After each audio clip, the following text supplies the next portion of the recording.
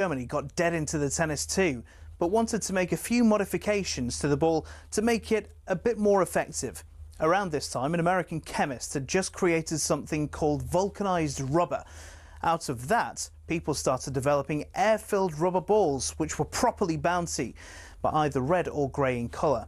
These were manufactured in Melton Mowbray. That's right, the home of the pork pie. One problem, the balls kept on breaking on impact with the racket. The call of new balls please seemingly coming over every other point.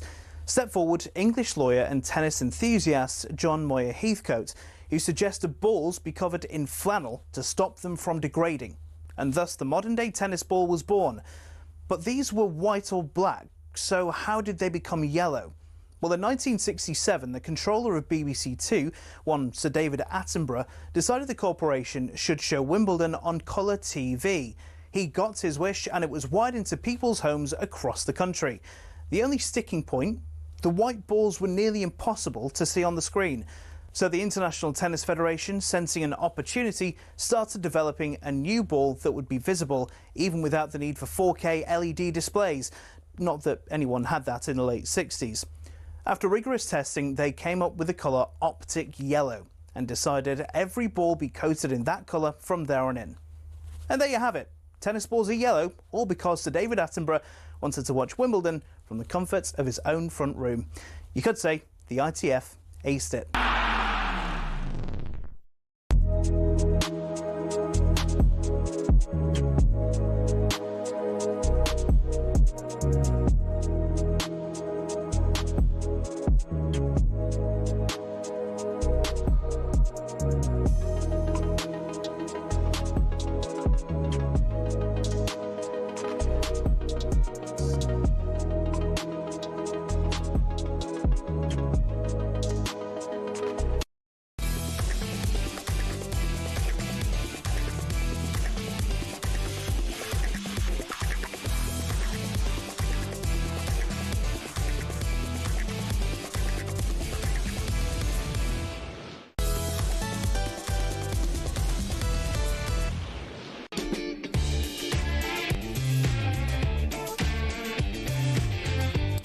A very good morning. It is 5:03. It is Wednesday, the 9th of July. This is the Early Breakfast. We're with Adrian Flux, insurance for the individual. You can find out more at adrianflux.co.uk. Happy Wednesday morning, everybody. Hope you're doing well. This morning it's Sam Ellard building up to the breakfast show at 6, of course, when it's Alan Brazil and Dean Saunders. Sam Stevens is always alongside me.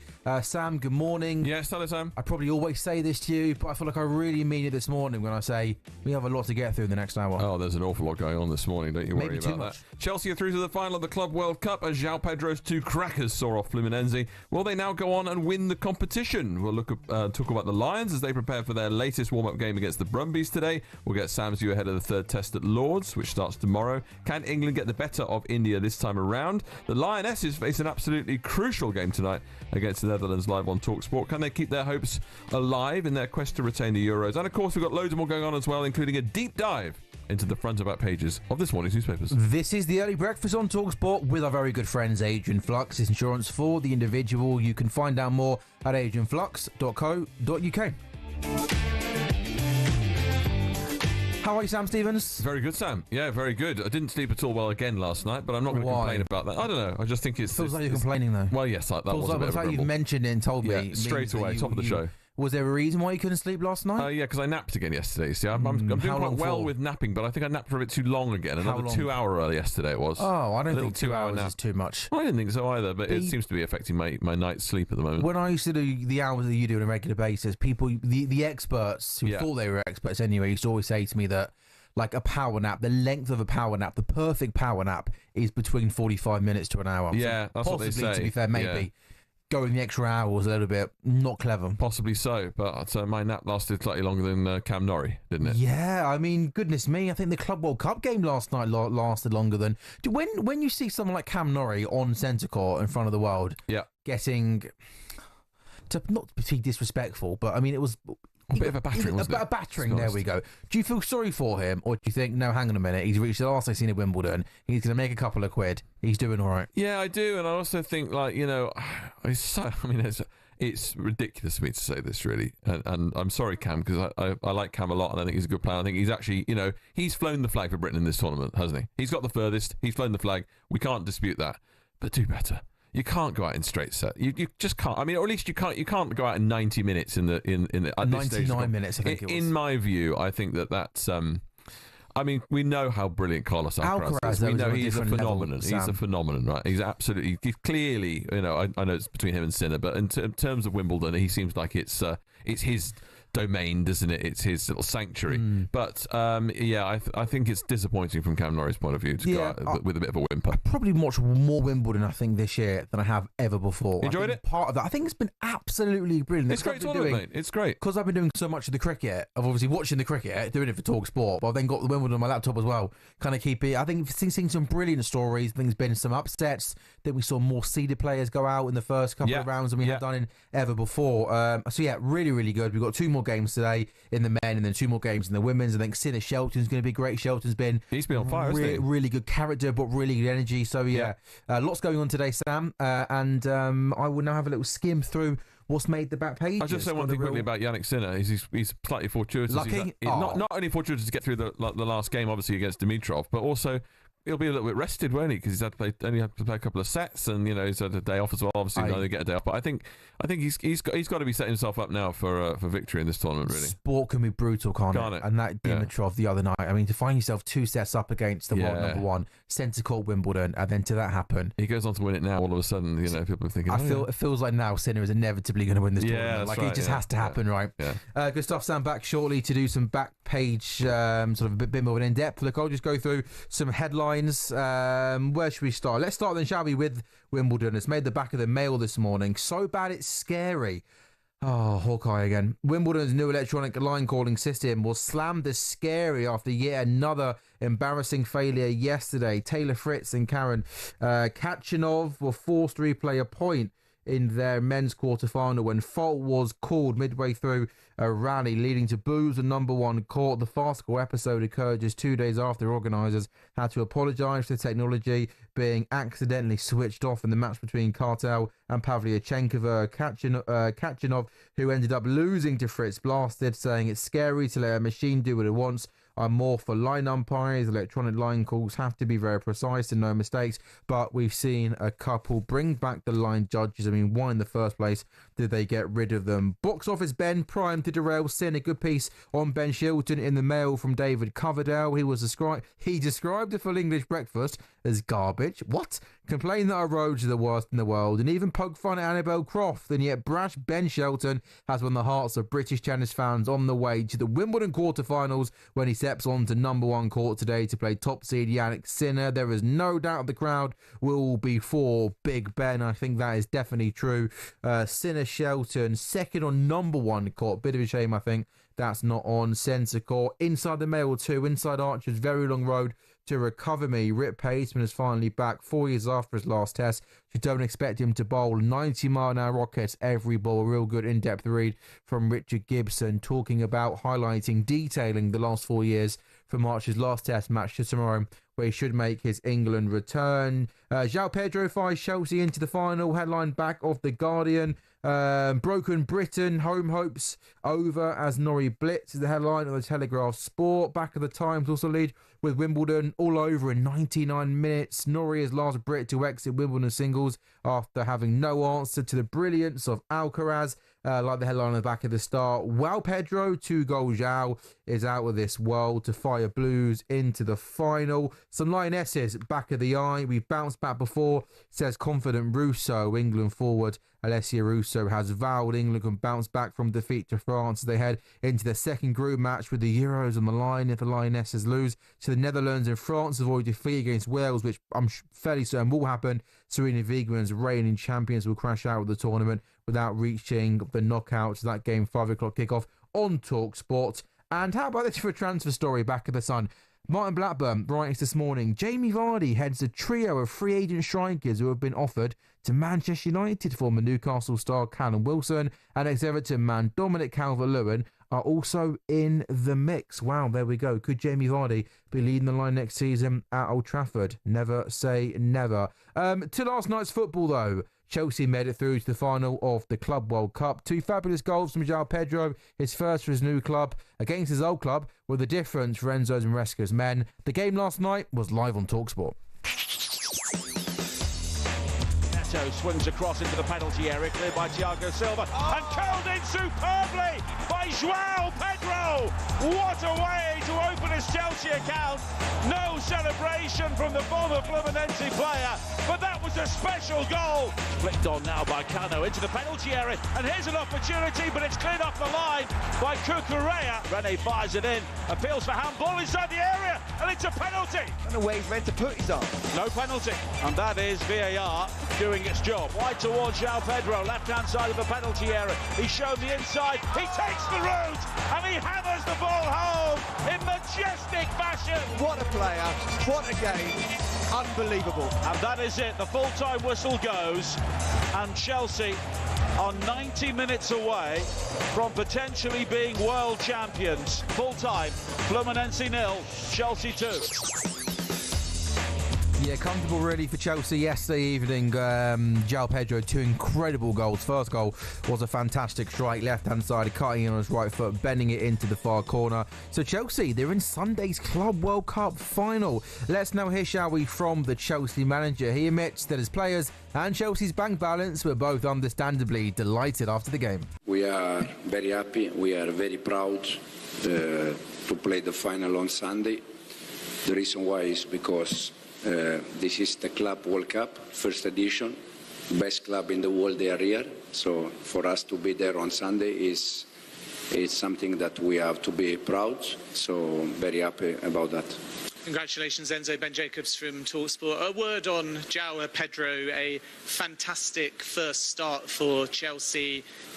When did he learn he was starting in the game, and how impressed are you with how quickly he settled in? Yeah, very happy for João. We know that João is a very good player against team that they defend deep, because he has quality to decide like today. I think another thing that is important about João is that he was on holiday, so probably it's a bit more fresh compared to the rest. So it's something that probably also is important to be aware of that. So happy for João, yeah. Meanwhile, Chelsea fan and Sports Bar co-host Jason Cundy says despite all the millions spent, his side need to develop to challenge for the Premier League. We don't deal with setbacks well. Honestly, we get bloody nose, so we get a punch on the face, and we rock, and you watch everyone. And I see it time and time again last season. We're not good. We need to deal with setbacks.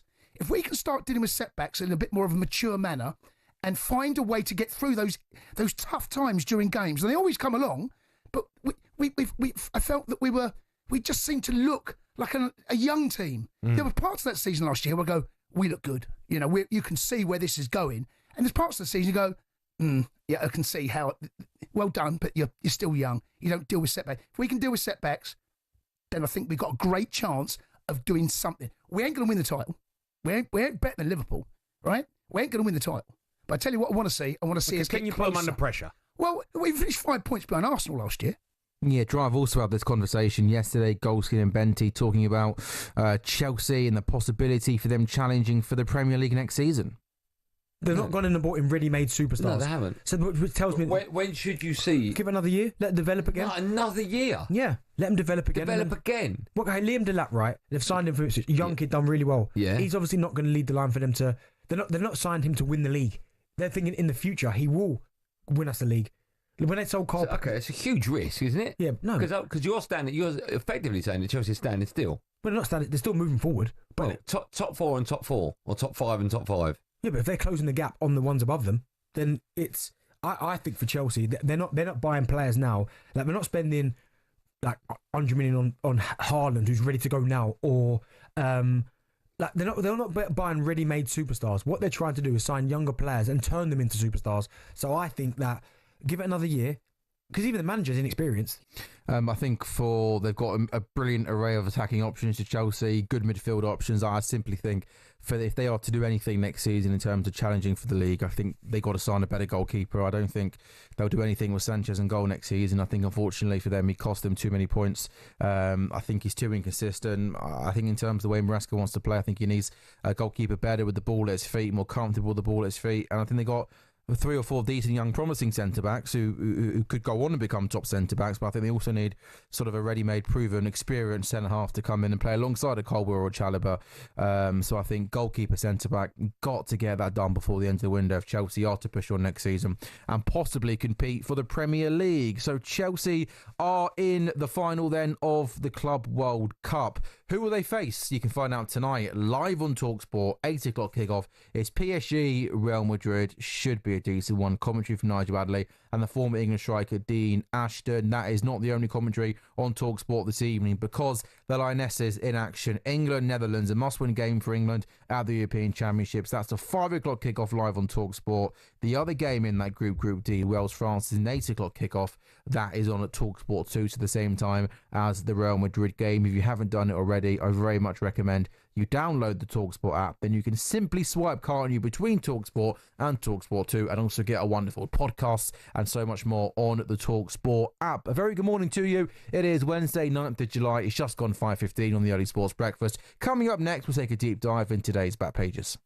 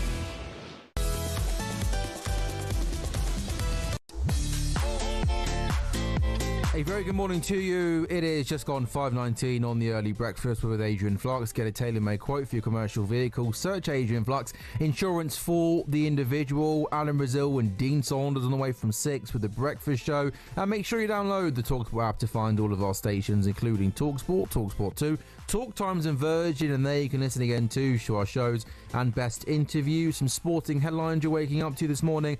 Cameron Norrie is backing Carlos Alcaraz to go all the way and win a third consecutive Wimbledon title. Britain's last remaining singles player was powerless to stop the defending champion as he went out in straight sets in the quarter-finals. Alcaraz will face 5th seed Taylor Fritz in the semi-finals. Arsenal have appointed former Manchester United defender Gabriel Heinze as first-team coach. The Argentine will form part of Mikel Arteta's staff for the new Premier League season. Arteta says Heinze brings a wealth of experience to the club.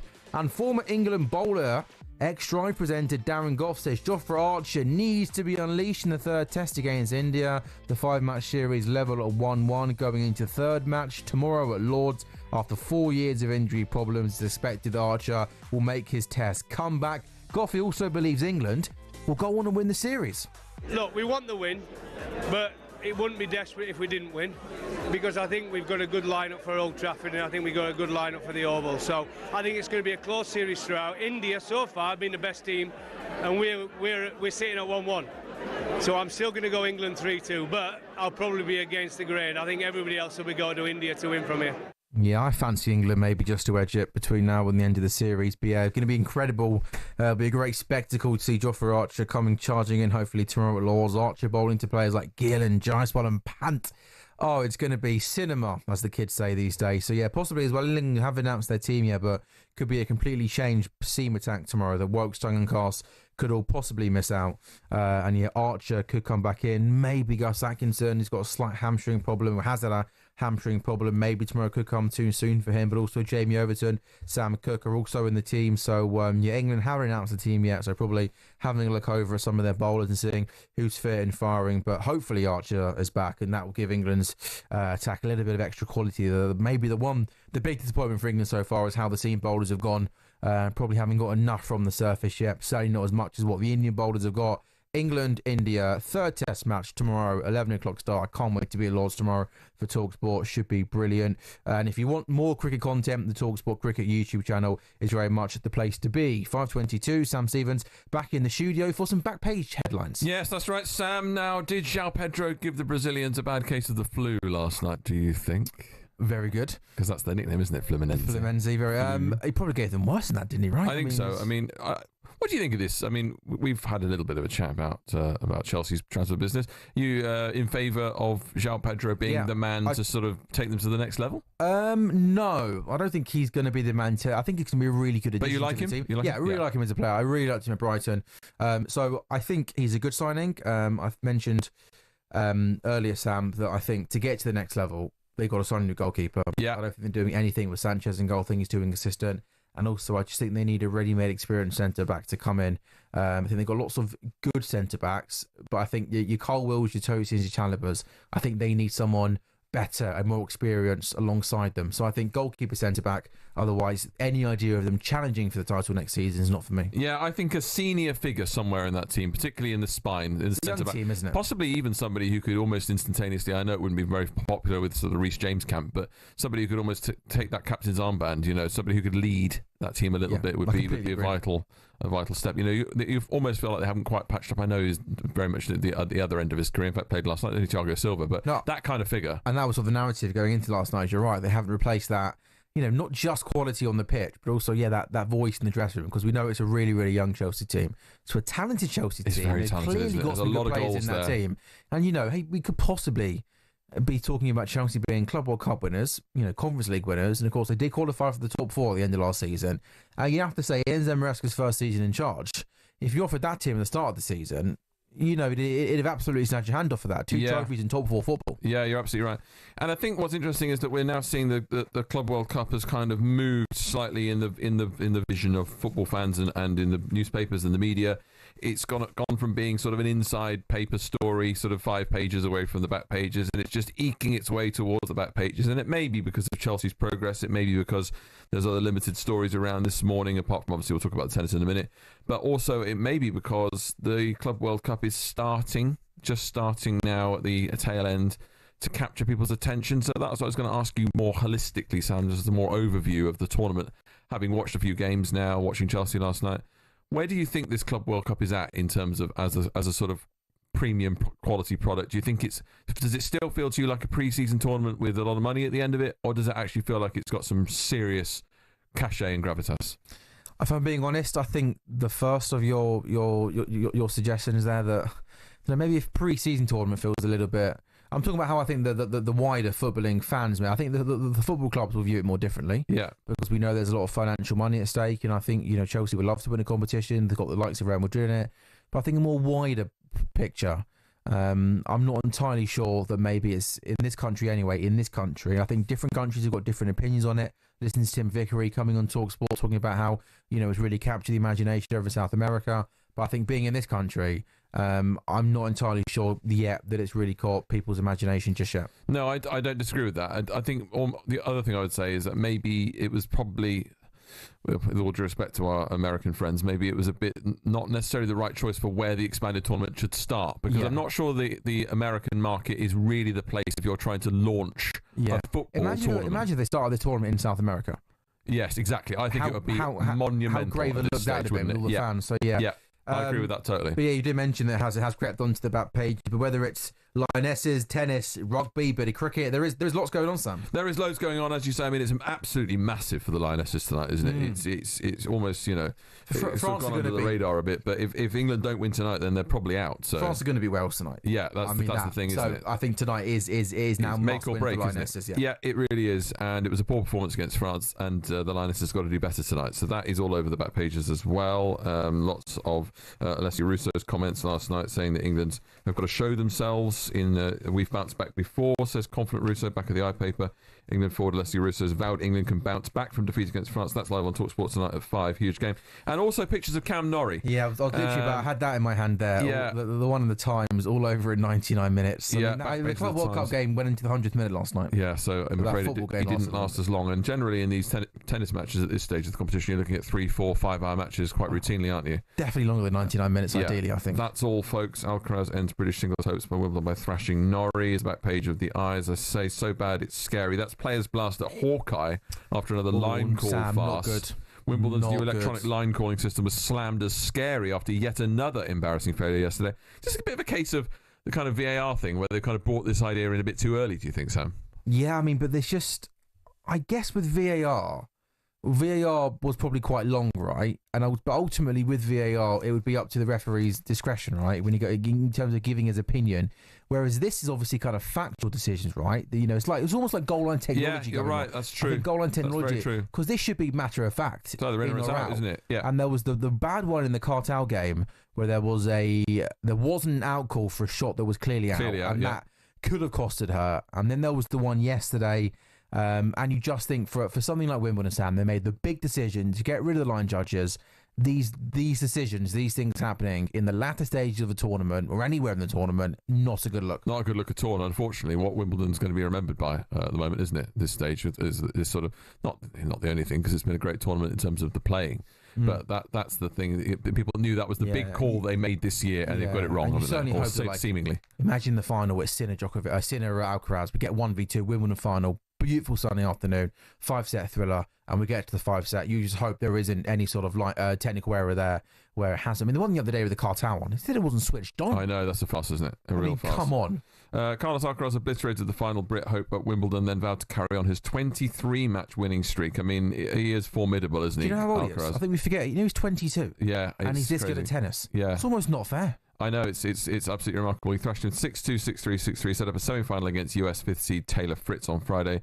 He said, "This was my best match so far, Alcaraz. It's great to get to 23 wins, but I don't want it to end there." And Norrie said, "Carlos played at an unreal level. He made it look so easy." And that is, Alcaraz is an absolute phenomenon. He's a joy to watch. He's great to watch, isn't he?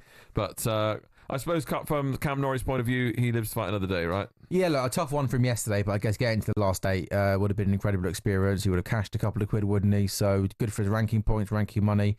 So yeah, a tough end for him, but a pretty decent run, right? Yes, exactly. Especially until we all thought Jack Draper was going to go deep and kind of fly the flag for Britain. The fact that Norrie's done it is impressive. I know we've got a wrap, but I've got to ask you about this story as well, just very quickly. Go on. Vardy to Man United, thoughts? I mean, if it's as third choice striker, then fine. I don't fine. But I mean, obviously, I think I'm stating the obvious here. If he's to go in and be the number 1 striker, which I don't think is the plan, that would be ludicrous. Okay. But I think that United need an upgrade clearly need an update on Hoyland and Xerxes. And United should very much be in the market for the likes of Goikaresh's, Sheshko's.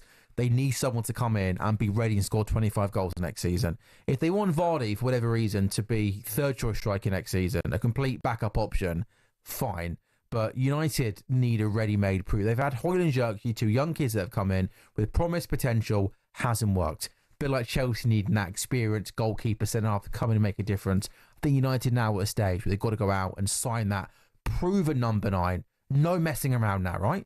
Go and get your goal scorer. And I think it's fair to say Vardy, at this stage of his career and his age, isn't that guy. So yeah, got to look elsewhere, I think. I totally agree. Let me ask you another question very quickly. Emma's going to be fuming on this, by the way. I know. Who scores more goals in the Premier League next season for Man United if they're both in the same shirt? Vardy or Hoyland? Honestly, I'm going to go with Vardy because Hoyland just isn't doing it for me. Bang on 5:30 up next. We'll talk about the British and Irish Lions.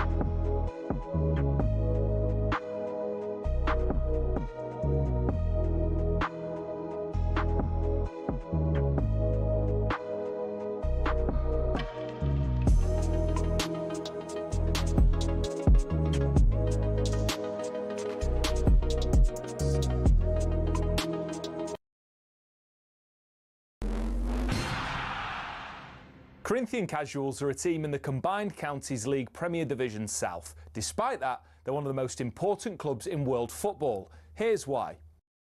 The club was formed in 1939 as the result of a merger between Corinthians FC and Casuals FC. Now, Corinthians FC were founded in the late 1800s when the FA's top brass were absolutely sick of getting pumped by Scotland every time they played them. As a result, Nicholas Lane Jackson set up an amateur side which would bring in the best players who could all play for the national side. And it worked. It wasn't long before England were dominating the international fixtures they played, and it was largely down to Corinthians. In fact, in 1894 and 1895, they played consecutive games where Corinthians provided the entire England 11. But the thing is, the players refused to play professional football. They didn't believe in it. They wanted to spread the values of sportsmanship, competition, and played for the love of the game. It also helped most of the players were Oxbridge graduates who didn't need the money, but instead of entering league and cup competitions, they played exhibition football and toured the world, bringing the beautiful game with them. Think of it like the Harlem Globetrotters of football, and it was this which spread the game throughout the world and made it so popular. Most famously, in 1910, they travelled to Brazil, and the locals in Sao Paulo were so impressed they started their own team under the same name. Yes, the same Corinthians who won the FIFA Club World Cup in 2021, one of the biggest clubs in Brazil.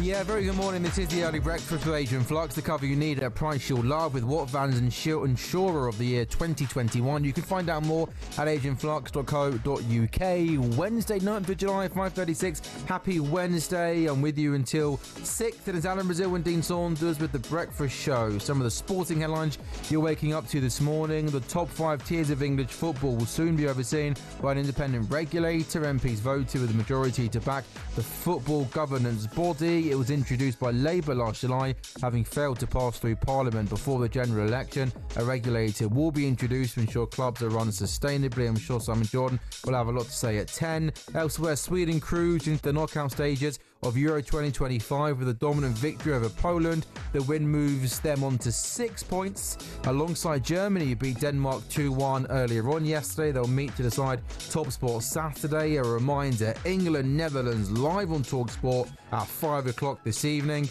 And the British and Irish Lions look to make it 4 wins from 4 on Australian soil when they take on the Brumbies in Canberra today. It's the penultimate warm-up match for their test series against the Wallabies begins. Andy Fowles made wholesale changes. Maro Itoje returns as captain, while Ellis Genge, Dan Sheehan and Tide Furlong are in the front row. The game for you this morning at 10 o'clock, live on talkSPORT 2. We get into the business part of this one, folks. Jamieson gives a puck, picks, goes round the edge, gives to Maro Itoje, who gets over the line. See great players performing well, and it gives you extra motivation. Mac Hansen returns it back in field, and Gary Ringrose will score for the Lions. You can never take for granted winning on these tours. It's a fascinating psychological thing about tour life, especially when you've got players from different nations who ultimately all want the same goal, which is to be a test Lion. You have to stay open-minded, otherwise a closed book is not good for anyone. He will offload to Mitchell. They feint right, go left. Alex Mitchell with another feint and scores the try. Obviously, this can be a great opposition. The Brumbies have done brilliantly. Tom Wright has it. Looking at link up on the outside. He might go himself. Oh, that's outstanding. But for us, it's testing how we're going to get better, trying to implement our game. This is the tour now. It's not yet to come. This is it now. This is the present. If we play well, that'll help the team, but the team has to win. You talk about personal performances and players stepping up, but you know the team has to keep winning. So here we go. Didn't start too well for the Lions against Argentina in Dublin, but since then in Australia, so far good. Looking to make it 4 wins from 4 on Australian soil later this morning. Let's now hear, shall we, from the legendary Lion and Lions coach Johnny Sexton, who says the preparations ahead of that first test, so far so good. The most impressive thing about the Argentina game was how cohesive we were in terms of the game plan. And everyone said what cost us was throwing 50-50 passes that weren't on, and we paid a huge price for that in terms of their transition, and they punished us with tries, and we didn't make the most of our entries into the 22. So our cohesion has been pretty impressive. I think that Andy's done a great job with that, and the other coaches, and it's about sort of putting that out there. And I think the group needs to realise, I just spoke with Sky Sports there, every time you play in the jersey, it means a lot, and it's remembered. I remember what happened 12 years ago. I remember what happened 24 years ago, so these games stick in people's memories, despite it not being as important as the test. So you got to make the most of every opportunity you have in the jersey.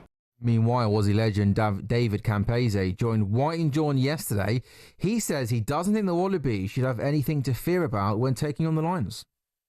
I think it's like any other team you play. I mean, it has been very difficult because, you're playing against a team that are full of international players. So playing the Western Force, which is one of our Super Rugby sides, then you're playing the Reds, now you're playing the Waratahs. The Brumbies are our best team in Australia at the moment, so that'll be a challenging tomorrow night. I don't think you're not supposed to fear anybody as an international player. You've just got to be wary. And what you've got to do is you've got to really go out there. And again, the most important thing in a rugby game is you only play as well as the opposition lets you play. So if you're going to play up and down rugby or very structured rugby and the opposition know exactly what you're going to do, it makes it very easy to play. And it's interesting, you've got Joe Smith, who's a Wallabies coach, but obviously coached a lot in Ireland. So he knows a lot about the Irish rugby and the way that Farrell coaches. So it's going to be very interesting about the mindset of the two coaches. The Wallabies played yesterday against Fiji. It wasn't a fantastic hit out. Some of those guys haven't played for 4 or 5 months, which is ridiculous. And then you've got to turn around in 10 days' time and play an international rugby game.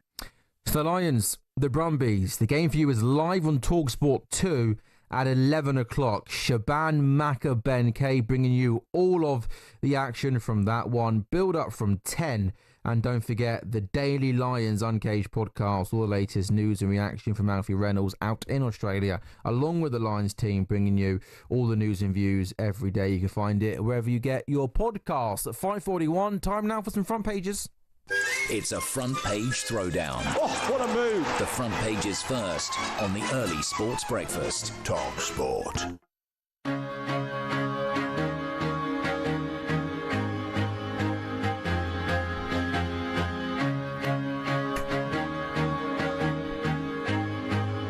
It takes a long time to kick in this one. Oh no, it doesn't. Sorry.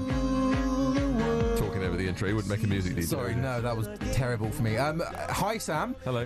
I really like Coldplay, but I'm intrigued just to know why we're playing a little bit of Coldplay at this time of the morning. This is a pleasant tune, is it not? I'm sure people driving down the motorway. You make me laugh. What? Pleasant tune. It's a nice melody. It's a banger, that's what you It's a banger, yeah. People driving down the motorway this morning will probably think to themselves, oh yeah, Coldplay, that all right. Or other people will be thinking to themselves, turn it off. For goodness sake. I think more will say I like Coldplay. Do you think? I think so. I think Coldplay are good. Text us this morning, 81089. Do you like Coldplay? All right? That's the texter. Okay.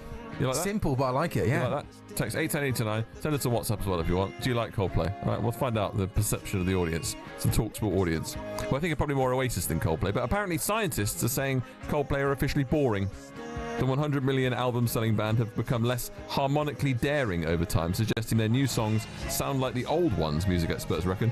Chris Martin's quartet formed in 1997, and with top-selling albums such as 2002's A Rush of Blood to the Head, are still one of the world's most popular bands, with a sellout run of 10 Wembley shows this summer. But it's become a running joke that they are vanilla, with singer Chris Martin saying last year the band are a very easy target for critics. So apparently they're boring. Yeah, I'll just jump in here and say, what a load of absolute nonsense. I mean, you said 100 million albums sold, right? Well, therefore, how on earth can you be boring if you sold that amount of albums? I mean, that is, or singles, whatever it was you said. Use the number 100 million. 100 million, Well, you can't be boring then, can you? No. Clearly not. True. I mean, they're not vanilla also.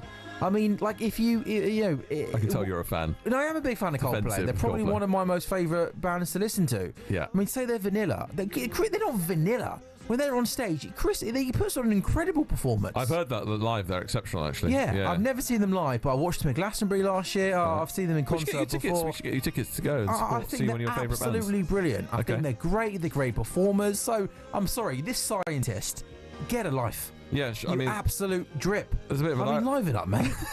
Oh no, they're not boring, are they? There's a bit of an irony there, isn't there? Because haven't they got a song called "The Scientists"? I believe they have. Yeah, they do. What's your favourite Coldplay song? Sky Full of Stars. Oh, okay, there you go. It's just one of the more modern ones, more recent ones. I'm sorry, they're not boring or vanilla.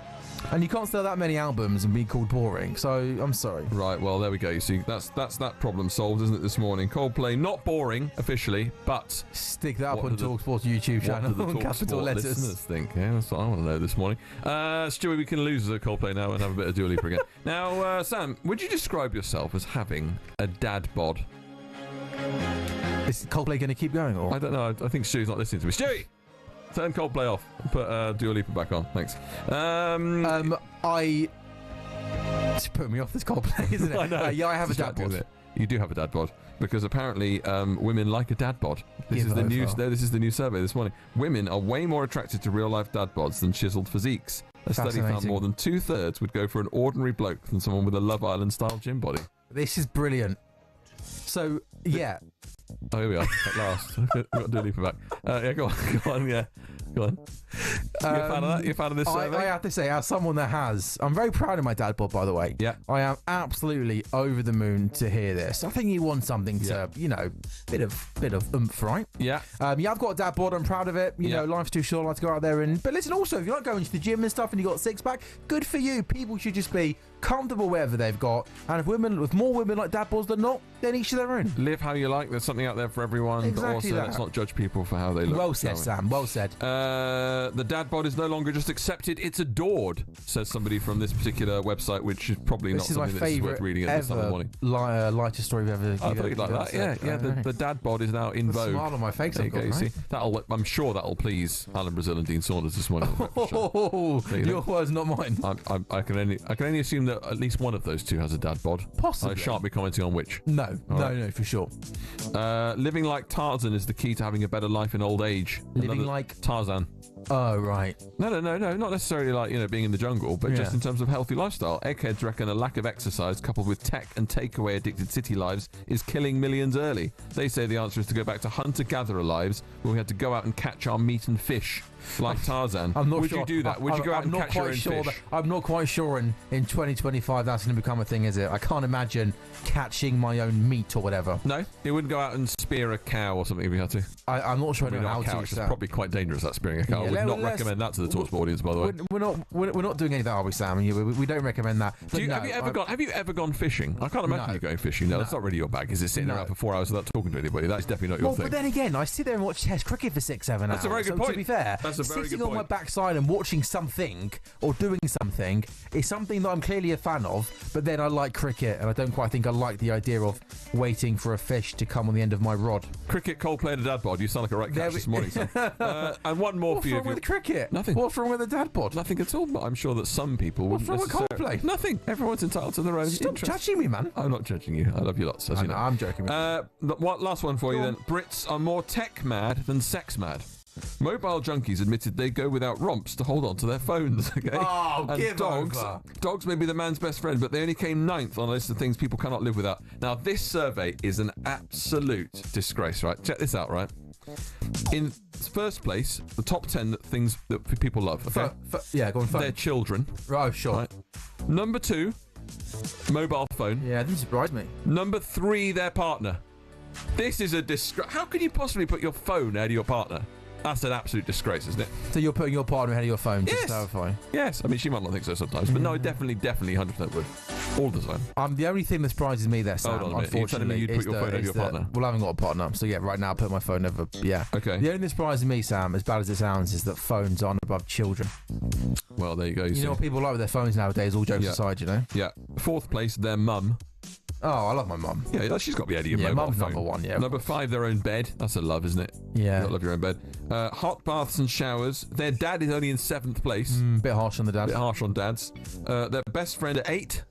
Yeah. 9, their dog. Yeah. And 10, chocolate, apparently. apparently. Oh, I do like chocolate. I'm putting chocolate above dogs. Yeah, I like a bit of chocolate. Yeah, chocolate above the dog. What about the ranking of that list? Do you like it? No, it doesn't. Unfortunately, it doesn't. I mean, not too much of that surprises me. But I mean, yeah, the parents being below mobile phones is bang out of order. Shocking stuff. I want to read that to Adam Brazil this morning, get his thoughts on that. That should be good. I think that's good.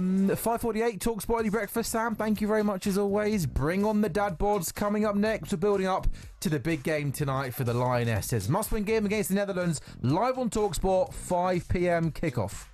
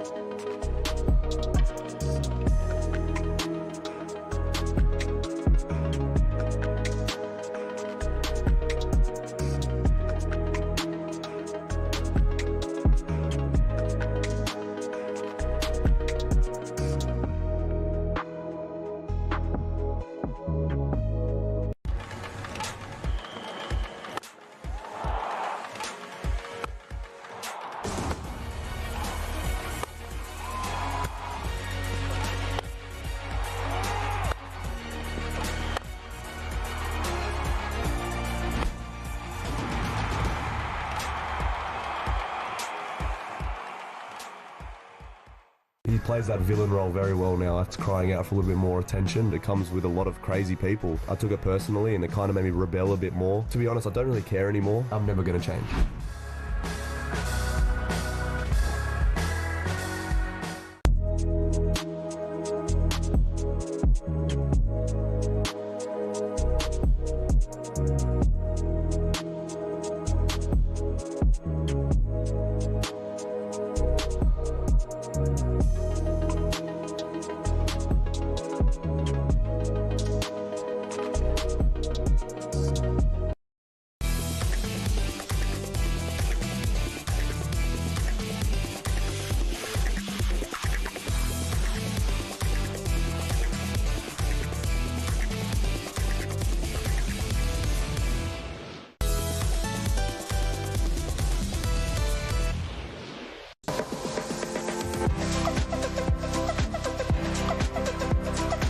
Very good morning. This is the early sports breakfast. We're on talkSPORT with you until 6 o'clock when Adam Brazil and Dean Saunders take over. This evening, the Lionesses aim to keep their European Championship hopes alive. They take on the Netherlands in a must-win game in Group D. Serena Wiegman's side lost to France in their opening game and will need 3 points tonight to kickstart their tournament. It's a big one and it's live on talkSPORT.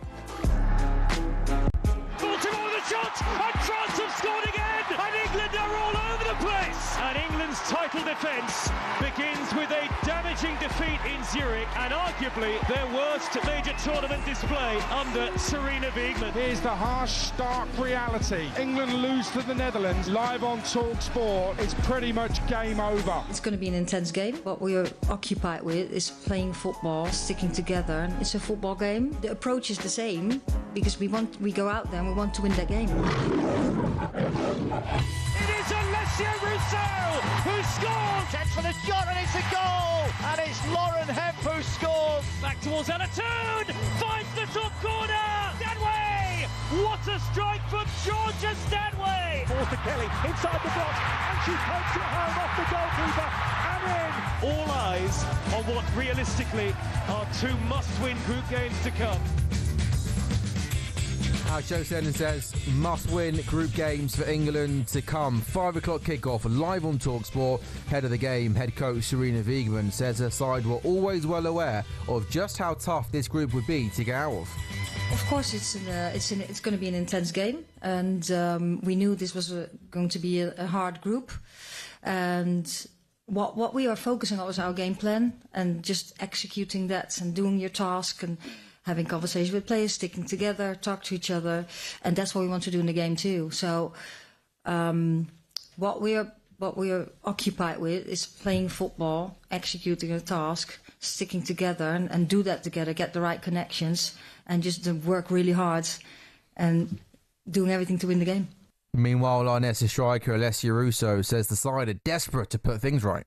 Yeah, I was saying before, when you have a disappointing result in football, all you want to do is get back out on the pitch and play again. So luckily with tournaments it comes around a bit quicker than normal, so 4 days is plenty for us to want to be back out on that pitch. We've had a few great days of training and getting back to it as a team, so yeah, I think everyone's ready and looking forward to tomorrow night. And do not forget, the crucial game between the Lionesses and Netherlands is live for you tonight at 5 o'clock. Wales also in action tonight. They take on France over on talkSPORT 2 at 8 o'clock. They also need to win to keep their slim qualification hopes alive after a 3-0 defeat to the Netherlands in their opening game. So 5 o'clock England are on talkSPORT. Wales 8 o'clock are on talkSPORT 2. A short while ago, Sam Stevens was on here and did quite an innocent story about, well, upset me, about Coldplay, according to scientists, being boring. Lots and lots of people texting in to talk about Coldplay. Mark P says Coldplay are awful. What else have we got? Morning Sam. Peter, the LFC fan, love Coldplay. The albums are a little bit weird, but the hits are bangers. Yes, Coldplay is absolutely fantastic. What else have we got? Joe, the Brighton fan, says, Sam, I've seen them live 3 times. One of the best bands alive. Absolutely bang on. Dan the Spurs fan says, I love Coldplay, listen to them all the time. Another one, Coldplay, absolute turn the radio off. I didn't think so early on in the morning Coldplay was going to divide the nation before 6 o'clock. Hey, I like Coldplay. Up next though on talkSPORT, it's The Breakfast Show. Adam Brazil, Dean Saunders with you from 6 o'clock. Guests include Lionesses legend Rachel Yankee will join the show to preview the big one this evening. Former Chelsea defender Mario Melchior will assess his old-size efforts in the Club World Cup, getting past Fluminense. Nick Kyrgios will give his assessment on Wimbledon. Cam Norrie being thrashed by Carlos Alcaraz yesterday. And former Lion Gordon Darcy will look ahead to this morning game against the Brumbies.